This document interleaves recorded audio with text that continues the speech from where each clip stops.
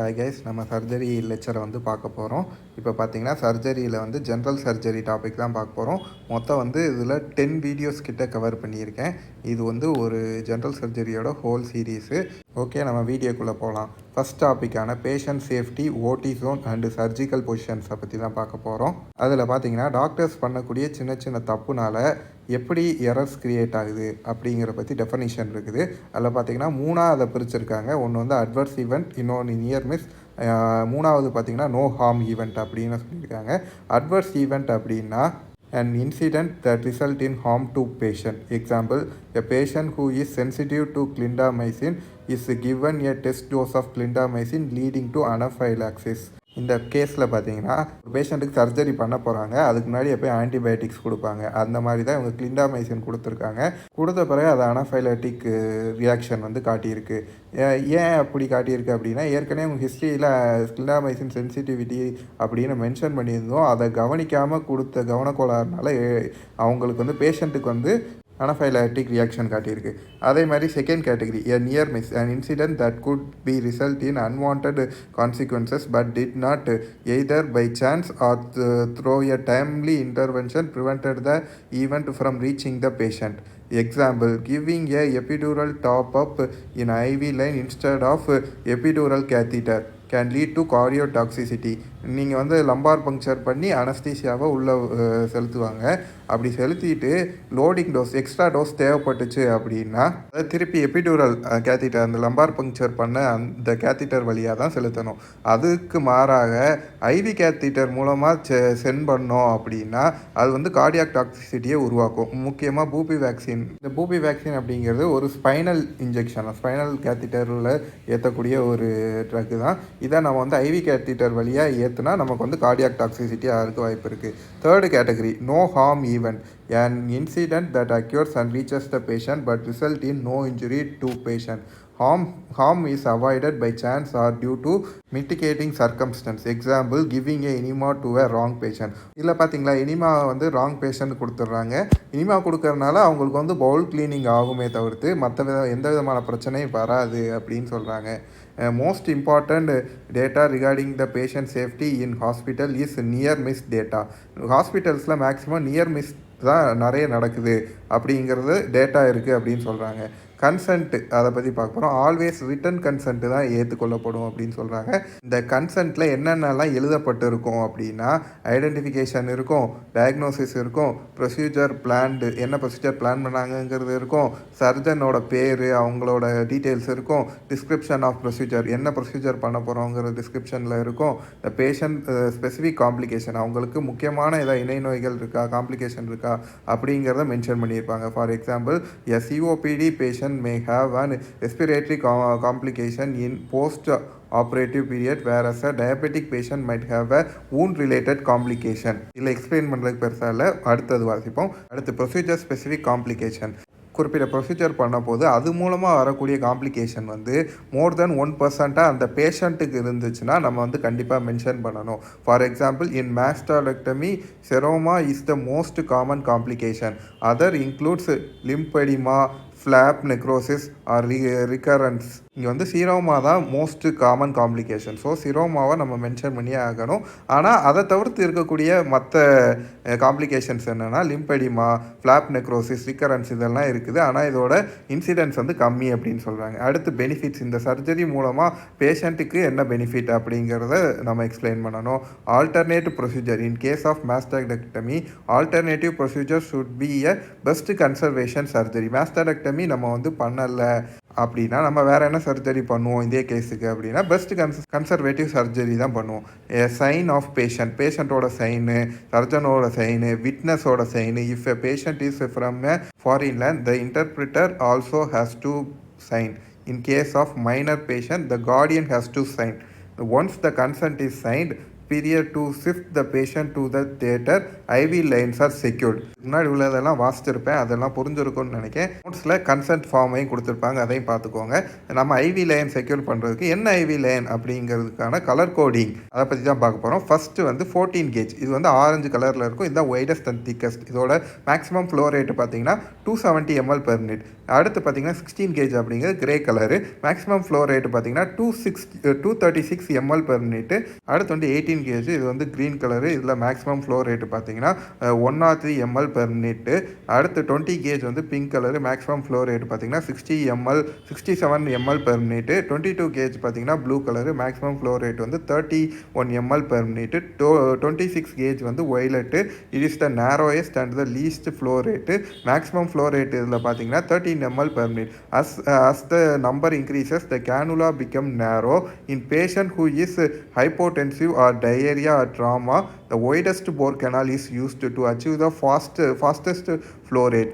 In burn patient, a wide bore and the long cannula, because in burn there is a edema, and if the short canal is used, it comes out of vein.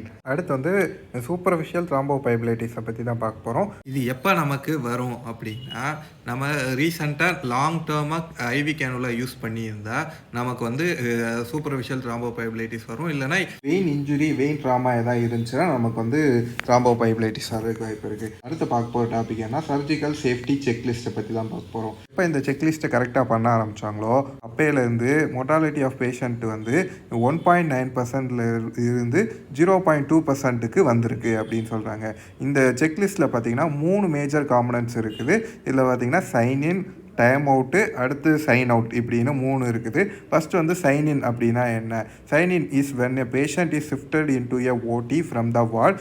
The staff who receive the patient will do the sign in. இந்த sign இன் ப்ரொசீஜரில் என்னென்ன இருக்குது அப்படின்னா, identification, register number, டயக்னோசிஸு, பிறகு வந்து procedure plan, அந்த பேஷண்ட்டுக்கு வந்து என்ன ப்ரொசீஜர் பிளான் பண்ணிக்காங்களோ. அடுத்து வந்து சைட் மார்க்கிங் வித் நான் எரேசபிள் இங்க்கு. அடுத்து வந்து அலர்ஜிஸ் என்னென்ன இருக்குது அப்படிங்கிறது. இதில் முக்கியமாக நான் எரேசபிள் இங்க்கை வந்து யூஸ் பண்ணி நம்ம வந்து எந்த இடத்துல வந்து இன்சிஷன் பண்ண போகிறோம் அப்படிங்கிறத நம்ம வந்து மார்க் பண்ணி வச்சுருக்கணும். அடுத்து வந்து second time out. Time out is a before indication of anaesthesia or incision. When circulating nurse says time out, everyone has to introduce themself to each other. Recheck the identity. The surgeon has to say the diagnosis, procedure plan, and the time required to carry out the procedure. They are asked the expected bleeding during the surgery. அனஸ்தீசிஸ்ட்டுக்கு போவாங்க. அவங்க வந்து ASA grade, risk of diabetes and hypertension of patient. They confirm the time when the prophylactic antibiotic was given. Prophylactic antibiotic வந்து 30 minutes to 1 hour before surgery வந்து கொடுத்துருக்கணும் அப்படின்னு சொல்கிறாங்க. அடுத்து வந்து ஸ்க்ரப் நர்சஸ் வந்து இன்ஸ்ட்ருமெண்ட்ஸோட ஸ்டெரிலிட்டியும் அந்த ப்ரொசீஜருக்கு தேவையான எக்யூப்மெண்ட்ஸும் கரெக்டாக ப்ளேஸ் ஆகிருக்கா அப்படிங்கிறத செக் பண்ணுவாங்க. தேர்டு பார்த்தீங்கன்னா சைன் அவுட். சைன் அவுட் அப்படிங்கிறது ஒன்றும் கிடையாது, ஸ்கின் க்ளோஷர். அந்த டைமில் சர்ஜனை வந்து கேட்பாங்க என்ன சர்ஜரி ஆக்சுவலாக பண்ணாங்க, என்ன ப்ரொசீஜர்லாம் பண்ணாங்க, பண்ண போது ஏதாவது காம்ப்ளிகேஷனோ இல்லை எக்யூப்மெண்ட் இஷ்யூ அவங்க வந்து சர்ஜரி டைமில் ஃபேஸ் பண்ணாங்க அப்படிங்கிறது கேட்பாங்க. அடுத்து வந்து நர்ஸ் வந்து காஸ் அண்ட் மாப் கவுண்ட்ஸை வந்து கால்குலேட் பண்ணுவாங்க. நீடில்ஸு, எக்யூப்மெண்ட்ஸு எல்லாத்தையுமே கால்குலேட் பண்ணி வைப்பாங்க. If a specimen is remove, the nurse has to assure that it is been labelled. ஸ்பெசிமனை எடுத்தால் அதுக்கான பேக் பண்ணி லேபிள் பண்ணி அதை வச்சுருக்கணும். அனஸ்தீசியஸ்ட் வந்து has to mention the actual blood லாஸை வந்து அனஸ்தீசியஸ்ட் தான் சொல்லுவாங்க. Any risk or complication that has to be expected in the patient. All 3 phases must be signed by the surgeon, nurse and the anesthetist. அடுத்து calculation of blood loss in theatre. இதை எப்படி calculate பண்ணுவாங்கன்னா, நம்ம வந்து mobs use பண்ணுவோம். அடுத்து வந்து suction பேக்கில் வந்து இரிகேஷன்ஸு, பிளட்டு, அடுத்து வந்து பிளட் கிளாட்ஸ் எல்லாமே இருக்கும். இப்போ வந்து ஒரு சோக்குடு மாப் வந்து ஃபுல்லாக சோக்குடான மாப் வந்து 100 cc வந்து பிளட் உறிஞ்சிருக்குன்னு அர்த்தம். சக்ஷன் பாக்ஸில் பார்த்தீங்கன்னா நமக்கு வந்து இரிகேஷன் ஃப்ளூயிட்ஸ் இருக்கும், பிளட் இருக்கும், அதே மாதிரி பார்த்தீங்கன்னா கிளாட்ஸ் இருக்கும் இந்த சக்ஷன்லேயும். அதை வந்து எல்லாத்தையும் எடுத்து பார்க்க போது ஒரு ஃபிஸ்ட்டு நம்ம கையளவு, ஒரு உருண்டை கையளவு வந்துச்சு அப்படின்னா அதை வந்து 500 cc அப்படின்னு சொல்லுவாங்க அந்த கிளாட்டு. அதே மாதிரி பார்த்திங்கன்னா இந்த மாப்ஸில் பார்த்திங்கன்னா ஒரு ப்ளூ கலர் லைன் இருக்கும். அது வந்து ரேடியோ ஒபேக் லைனு. இன்கேஸ் வந்து வயிற்றுக்குள்ளே இந்த துணியை வச்சு தச்சிட்டோம் அப்படின்னா எக்ஸ்ரே பண்ணி பார்க்கும்போது இந்த லைன் வந்து இந்த பர்பிள் லைன் வந்து நமக்கு தெரியும். சில இதில் பர்பிளாக இருக்கும், இல்லைனா ப்ளூவாக கூட இருக்கும். இதை வந்து எப்படி கால்குலேட் பண்ணுறது அப்படிங்கிறதுக்கு ஒரு எக்ஸாம்பிள் கொடுத்துருக்காங்க. 5 மாப் வந்து சோக்டு மாப் வந்து இருக்குது. அந்த சக்ஷன் பாக்ஸில் பார்த்தீங்கன்னா கிட்டத்தட்ட 1200 சிசி ஆஃப் லிக்யூட் இருக்குது. இரிகேஷன் ஃப்ளூயிட் வந்து எவ்வளோ யூஸ் பண்ணியிருக்காங்க அப்படின்னா 1 லிட்டர் வந்து யூஸ் பண்ணியிருக்காங்க. நோ கிளாட்ஸ் அப்படின்னு சொல்கிறாங்க. டோட்டல் பிளட் லாஸ் அப்படின்னு பார்த்தீங்கன்னா 5 மாப்பு ஒரு ஃபுல்லி சோக்டு மாப் வந்து 100 சிசி வரைக்கும் இருக்கும் அப்படின்னு சொல்லியிருந்தாங்க. ஸோ நம்ம வந்து 5 மாப்ஸ் யூஸ் பண்ணியிருக்கோம். 500 ப்ளஸ்ஸு இங்கே வந்து 1200 மைனஸ் 1000 அப்படின்னு கொடுத்துருக்காங்களே. ஏன் அப்படின்னா நம்ம வந்து 1 லிட்டர் இரிகேஷன் யூஸ் பண்ணியிருக்கோம். ஸோ நம்ம வந்து இதை வந்து மைனஸ் பண்ணணும் அப்படின்னா 200 தான் இருக்கும். மொத்தம் நமக்கு வந்து 700 சிசி ஆஃப் பிளட் லாஸ் வந்து ஆயிருக்கு அப்படிங்கிறத இங்கே சொல்கிறாங்க. இரிகேஷன் ஃப்ளூயிட்னா ஒன்றும் கிடையாது. சர்ஜரி முடித்த பிறகு டோட்டலாக க்ளீன் பண்ணுறதுக்கு யூஸ் பண்ணக்கூடிய ஒரு லிக்யூடு. அதை ஊற்றிட்டு ஃபுல்லாத்தையும் திருப்பி நல்லா வாஷ் பண்ணிவிட்டு அதை ஃபுல்லாக சக்ஷன் பண்ணி எடுத்துருவாங்க. அவ்வளோதான். சர்ஜரி போயிருந்தால் தெரியும் உங்களுக்கு. போகாதவங்க போக தெரிஞ்சுக்கோங்க. ஜோன்ஸ் ஆஃப் தியேட்டரை பற்றி பார்க்க போகிறோம். மொத்தம் வந்து நமக்கு வந்து 4 ஜோன்ஸ் இருக்குது. ஒன்று வந்து ப்ரொடக்டிவ் ஜோன், இன்னொன்று க்ளீனிங் ஜோன், இன்னொன்று ஏசெப்டிக் ஜோனு, இன்னொன்று டிஸ்போசல் ஜோன். ப்ரொடக்டிவ் ஜோனில் பார்த்தீங்கன்னா டெஸ்ட் சேஞ்சிங் ரூம் இருக்கும். இங்கே தான் நம்ம வந்து ஸ்க்ரப்பு மாட்டிகிட்டு வரணும். அடுத்து ட்ரான்ஸ்ஃபர் வே அப்படின்னு ஒன்று இருக்கும். அடுத்து pre and post operative rooms இந்த ஏரியாவில் தான் இருக்கும். ஐசியூ அண்ட் பிஏசியூ அது எல்லாமே இங்கே தான் இருக்கும். From the productive zone we go to the cleaning zone. Cleaning ஜோனில் பார்த்தீங்கன்னா cleaning zone is a corridor that connects the productive zone to the aseptic zone. இது வந்து equipment storage room, equipment washing room, இது எல்லாமே இங்கே தான் இருக்கும். Work shop ஃபுல்லாகவே இங்கே தான் இருக்கும். ஏசெப்டிக் ஜோனில் வந்து நமக்கு வந்து ஓடி இருக்கும். டிஸ்போசல் ஜோனில் வந்து வேஸ்ட் டிஸ்போஸ் பண்ணுறாங்க. இது உங்களுக்கு ஈஸியாகவே தெரிஞ்சிருக்கும். அடுத்து பார்க்க போகிற டாபிக் என்ன, ஓடி பொசிஷன்ஸ். ஃபஸ்ட்டு பார்த்தீங்கன்னா நம்ம வந்து supine position, Trendelenburg's position, reverse Trendelenburg's position, lithotomy position, அடுத்து லேட்ரல் கிட்னி பொசிஷனு, இது எல்லாத்தையும் ஒன்றா பார்ப்போம். First supine position. இது வந்து காமன் பொசிஷனு. இது வந்து அப்டம்னல் அண்ட் பெஸ்ட் சர்ஜரிஸ் பண்ணுறாங்க. இதில் பார்த்தீங்கன்னா ஹெட் எண்டும் சரி டோ எண்டும் சரி நமக்கு வந்து சேம் லெவலில் இருக்கும், ஒரே லைனில் இருக்கும். டெண்டல்பர்க்ஸ் பொசிஷன் பார்த்தீங்கன்னா ஹெட் எண்ட் வந்து லோவாக இருக்கும், ஃபுட் எண்ட் வந்து ரைஸ்டாக இருக்கும். ஏன்னா பெல்விக் சர்ஜரிஸில் முக்கியமாக நமக்கு வந்து சிறுகுடல் பெருகுடல் வந்து நமக்கு வந்து பெல்விக் ஏரியாவில் வந்து தொங்கிட்டு இருக்கக்கூடாது, டிஸ்டர்பன்ஸாக இருக்கக்கூடாது அப்படிங்கிறதுக்காக வந்து டெண்டல்பர்க்ஸ் பொசிஷன் வந்து யூஸ் பண்ணுறோம். அடுத்து நம்ம பார்க்க போகிறது ரிவர்ஸ் டெண்டல்பர்க் பொசிஷன். இதில் வந்து பார்த்தீங்கன்னா head end is raised, food end is low. முக்கியமாக இது எந்த ப்ரொசீஜரில் பண்ணுவாங்க அப்படின்னா அப்பர் அப்டம்னல் ப்ரொசீஜரில் பண்ணுவாங்க. This is used in laparoscopic cholecystectomy and laparoscopic sleeve கேஸ்ட்ராக்டமியில் யூஸ் பண்ணுவாங்க. In laparoscopic cholecystectomy, the patient is positioned in reverse Trendelenburg sign in upright upside. இதனால நமக்கு வந்து நியூமோபெரிட்டோனியம் வந்து கிரியேட் ஆகுது. ஏன் அப்படின்னா O2 வந்து நம்ம வந்து காற்றி சமயத்தில் ப்ரொடியூஸ் ஆகும் பார்த்தீங்களா, அந்த சமயத்தில் அது வந்து இந்த ரைட் சைடு டயஃப்ரத்தில் போய் உட்காந்துக்கிட்டு வெளியே போகாமல் அந்த இடத்துல இருக்கக்கூடிய நர்வ் எண்டிங்ஸை வந்து இரிட்டேட் பண்ணி பெயின் வந்து ரைட் ஷோல்டர் டிப்பில் வந்து காஸ் பண்ணும் அப்படின்னு சொல்கிறாங்க. Most common complication because of retaining O2 due to position of this patient. Advantage பார்த்தீங்கன்னா the bowel will fall down into pelvis, makes it easier to operate in upper abdomen. Fourth வந்து lithotomy procedure வந்து used in obstetric surgery, gynaecological procedure, urogenital procedures like TURP, cystoscopy, piles and fissure removal. இந்த சர்ஜரிஸ்லாம் தான் நமக்கு use ஆகுது. Here legs are supported on the strip ropes and adequate padding is done to prevent the nerve compression. இந்த padding இல்லை அப்படின்னா நமக்கு வந்து காமன் பெரோனியல் நர்வ் இன்ஜுரி ஆகிறதுக்கு வாய்ப்பு இருக்குது. இந்த இமேஜில் நமக்கு வந்து அந்த பேடிங் வந்து இருக்குது பார்த்தீங்களா, அந்த பேடிங் இல்லைன்னா நமக்கு வந்து காமன் பெரோனியல் இன்ஜுரி வர்றதுக்கு வாய்ப்பு இருக்குது. ஃபிஃப்த்து பொசிஷன் வந்து லேட்ரல் ஆர் கிட்னி பொசிஷன் அப்படின்னு சொல்கிறாங்க. இது எந்தெந்த ப்ரொசீஜரில் பண்ணுவாங்கன்னா தொரகாட்டமி, லாட்டிஸ்மஸ் டார்சே ஃப்ளாப் ஃபார் பிரஸ்ட் ரீகன்ஸ்ட்ரக்ஷன், பைலோலித்தியோட்டமி, நெஃப்ரோலித்தியோட்டமி, நெஃப்ராக்டமி, இந்த கேசஸ்லாம் பண்ணுவாங்க. The patient is tilted towards one side and a towel roll is kept below the leg and a support to keep patient is placed. Over adduction of arm can give rise to brachial plex injury. ஏன்னா நம்ம வந்து arm வந்து adduct ஆகி தான் இருக்கும். நீங்கள் இந்த இமேஜில் பார்த்தீங்கனாலே தெரியும். ஓவர் அடக்ஷன் இல்லை ஓவர் புஷ் நம்ம கொடுத்துட்டோம் அப்படின்னா brachial plex இன்ஜுரி ஆகிறதுக்கு வாய்ப்பு இருக்குது. அடுத்து வந்து ப்ரோன் பொசிஷனை பற்றி பார்க்க போகிறோம். யூசஸ் பார்த்தீங்கன்னா அதான் தலைகளை குப்புறப்படுத்திருப்பாங்க. இதில் பார்த்தீங்கன்னா ஸ்பைனல் சர்ஜரியில் பைலோனோடல் சைனஸ் அது jeep driver disease is a sinus in a natal cleft இந்த சர்ஜரிஸில் நம்ம யூஸ் பண்ணுவாங்க. அடுத்து வந்து ஃபவுலர் ஆர் செட்டிங் ப்ரொசீஜர் அதை பற்றி பார்க்க போகிறோம். யூசஸ் பார்த்திங்கன்னா சிஎன்எஸ் ஃபோஸா போஸ்டீரியர் ஃபோஸாக்கும் வெஸ்ட் ரீகன்ஸ்ட்ரக்ஷன் சர்ஜரிஸுக்கும் யூஸ் பண்ணுவாங்க அப்படிங்காங்க. அட்வான்டேஜஸ்னு பார்த்திங்கன்னா good exposure, relatively less blood field because of gravity. டிஸ்அட்வான்டேஜஸ்னு பார்த்திங்கன்னா since the veins have the negative pressure when they are cut they sucks in air and gives rise to air embolism. முக்கியமாக இந்த பொசிஷனில் வந்து ஏர் எம்பாலிசத்தோட ரிஸ்க் வந்து அதிகமாகவே இருக்குது. ப்ரிவென்ஷன்னு பார்த்தீங்கன்னா லைகேஷன், த லைகேட் த வெயின் பிஃபோர் கட்டிங் தம் ஆர் சலைன் இரிகேஷன். ஆனால் நம்ம மேக்ஸிமம் லைகேட் தான் பண்ணுவாங்க. ஏர் எம்பாலிசத்தை பற்றி பார்க்க போகிறோம். A minimum of 20 to 50 cc of air is required for air embolism. This air can go into heart and compromise the cardiac function or enter the pulmonary cavity and affect the pulmonary function. When to suspect? During the thyroid surgery, the patient can suddenly collapse with tachycardia, decreased ventilation and decreased cardiac function.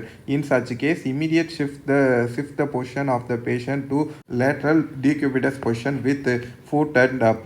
This is called the durate or the recovery position. Since the right side is up, the gas will remain in the right side of the heart and does not travel to the left side of heart. It will remain in the foot end also. இந்த position image கொடுத்துருக்கேன் பாருங்கள். இந்த இமேஜில் left lateral பொசிஷனில் இருக்காங்க. Left leg மட்டும் right அப் side இருக்குது. So நமக்கு வந்து என்ன ஆகும், லெஃப்ட் சைடில் ஃபுட்லேயும் ஏர் வந்து மெயின்டைன் ஆகிக்கும். ரைட் சைடுக்கு வந்து நமக்கு வந்து போகாது. ரைட் சைடு போச்சுன்னா நமக்கு வந்து பல்மனரி சர்க்குலேஷனுக்கு போயிடும். Once the patient is in the recovery position, we can aspirate air through the central line or through the heart using the needle under guidance. Seventh Rose position பற்றி பார்க்க போகிறோம். See in thyroid surgery, a towel is kept below the shoulder blade to give maximum extension of neck, hence more exposure of thyroid is seen. பார்த்தீங்கன்னா 30 degree head அப் வந்து இருக்கணும். So less Venus congestion வந்து இருக்கும். Because due to the gravity of blood comes down and we can get relatively bloodless feel. This is also associated with increase of air embolism. நம்ம Fowler பொசிஷன்லையும் சரி, sitting procedure or இந்த Rose பொசிஷன்லையும் சரி, இந்த ரெண்டு பொசிஷன்லையும் நம்ம வந்து டெக்கிகார்டியாக இருக்கா, டிக்ரீஸ் வென்டிலேஷன், கார்டியாக் ஃபங்க்ஷன் டிக்ரீஸாக இருக்கா அப்படிங்கிறத செக் பண்ணிகிட்டே இருக்கணும். மட்டும் முக்கியமாக வச்சுக்கோங்க. எம்சிக்யூஸ்லையும் decreased ventilation, decreased cardiac function, tachycardia இந்த எந்த பொசிஷனில் வர்றதுக்கு வாய்ப்பு இருக்குது அப்படின்னா நமக்கு வந்து ரோஸ் பொசிஷன், அதுக்கு முன்னாடி நமக்கு வந்து சிட்டிங் பொசிஷன் அப்படிங்கிறது, ஃப்ளோர் பொசிஷன் அப்படிங்கிறத நீங்கள் முக்கியமாக வச்சுக்கணும். அடுத்து பார்த்தீங்கன்னா ஜாக் நைஃப் பொசிஷனை பற்றி பார்க்க போகிறோம். இதில் பார்த்தீங்கன்னா the patient is in the knee elbow position, V ஷேப்பில் இருப்பாங்க. Early used in haemorrhoids, fissure surgeries. டிஸ்அட்வான்டேஜஸ்னு பார்த்தீங்கன்னா chest compression leads to impaired ventilation leads to positional அஸ்பெக்சியா.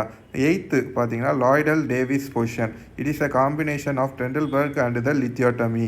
Uses பார்த்தீங்கன்னா rectal anal canal surgeries. Low anterior resection அப்படிங்கிறது ஒன்றும் கிடையாது.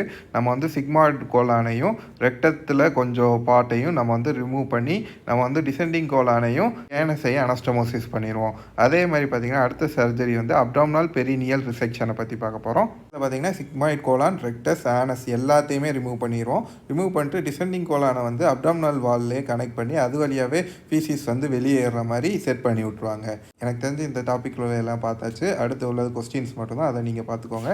நம்ம அடுத்து பார்க்க போகிற டாபிக் என்னென்னா surgical blades and the energy சோர்ஸஸை பற்றி பார்க்க போகிறோம்.